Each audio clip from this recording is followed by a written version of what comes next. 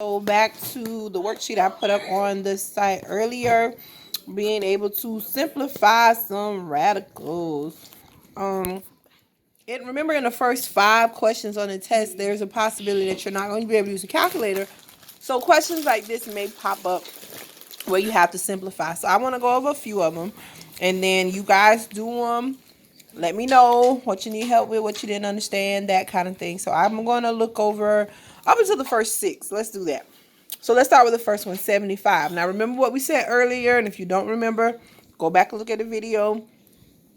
And we're going to simplify this particular radical 75. Well, we know there's nothing that I can multiply by itself to give me 75. So I have to break this down using a factor tree. So here we go.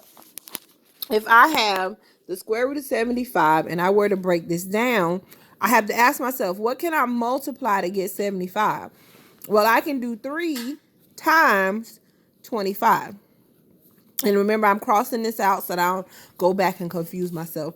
So 3 can't break down anymore, but 25 can, and that can break down into 5 and 5.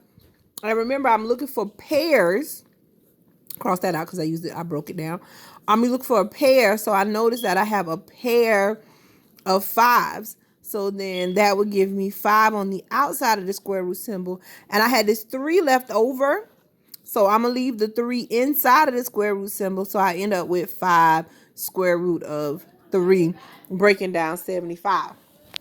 Number 2, said the square root of 16. Well, you guys already know this. This breaks down perfect. The square root of 16 is 8. I'm sorry.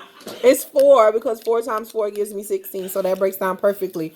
Then if I did 36, again, breaks down perfectly. 6 times 6 gives me 36. So you didn't have to do anything special there. 64 breaks down perfectly because 8 times 8 gives me 64. That one was fine.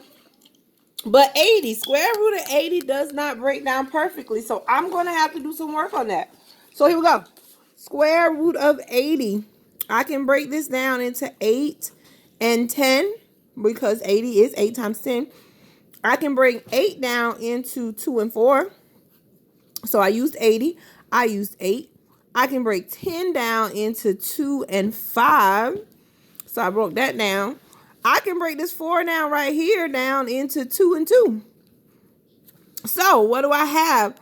I have a pair of 2s and another pair of 2s. So I'm actually taking out 2 times 2 because it was 2 pairs.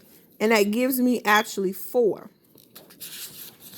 And then left in, I had a 5 left inside. So that stays in the square root. So I'm left with square root of 5 on the inside. Again, how did I get 4? Because that's one pair of 2. So that's 2. And another pair of 2. So 2 and 2. That's how I got the 4 to come here. And let's look at one more. Square root of 30. Can we break that down? I don't know. Let's try it. Okay. So we have the square root of 30.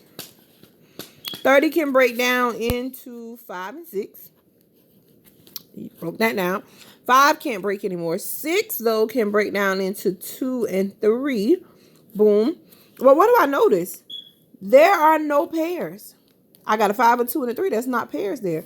So my final answer just has to stay as the square root of 30. It is actually already simplified. I can't go any further. Okay? All right. So, again, finish them off if you have the chance. The worksheet is posted on the page. Let me know what you understood, what you didn't understand, what problems you may have, etc., etc. All right, have a good one. Bye, y'all.